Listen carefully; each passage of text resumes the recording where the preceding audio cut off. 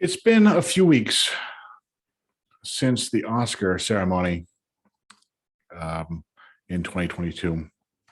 Been a few weeks since we saw Will Smith slap Chris Rock in the face. Sometimes it takes me a while to think about these things. A friend of mine said that it triggered him because he had been bullied in school. I don't know if it triggered me or not. I do remember in the media specifically, there was a lot of talk about Will Smith and not a lot about Chris Rock. And some of that was kind of like, well, they had a history, which sounded to me kind of like victim blaming. So, like I said, I don't know if it affected me one way or another, but I had this poem in November Reconsidered, the book I wrote.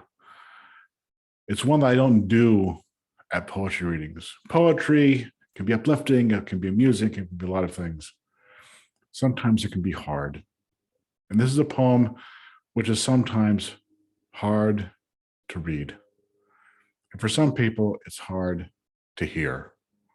And I should probably have this memorized, but I don't. So I'll be glancing down, kind of looking at where I am in this thing. This is called Mr. Hendricks English Class, 9:35 a.m. Monday, November 13th, 1978. Front row center, seated alphabetically. Luck, fate put me at the front instead of in the back. A punch in the ribs from Gary Cleaver, while Hendricks' back was turned,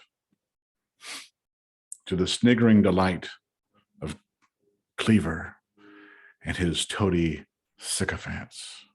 It was not hard. Not meant to be, rather just letting everyone know he could.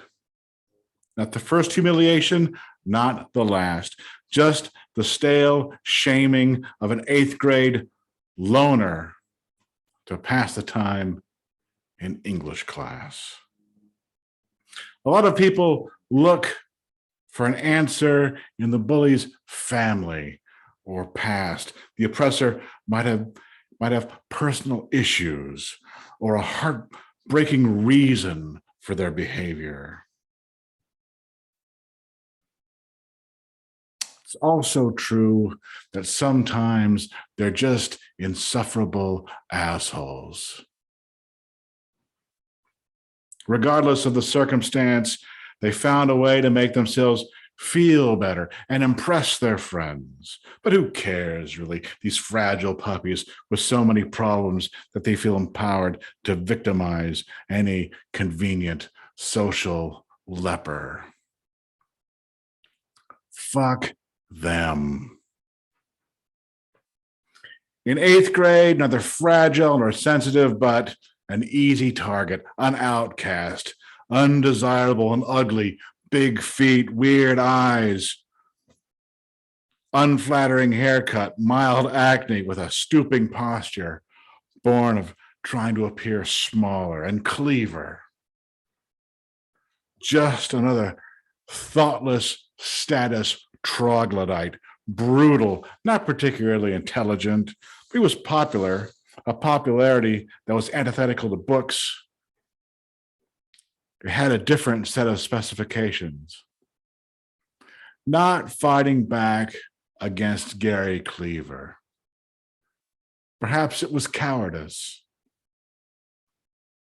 Others, out of favor, tried to push their way past the status enforcers, to be punished physically by their popular peers, then additionally by the school system that sheltered and protected them. Nothing changed for those losers.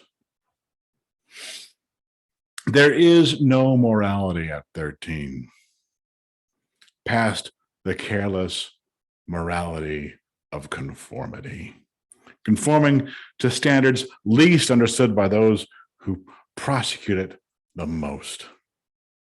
How do you fight a whole system at that age? At 13, you don't even understand that you're in one.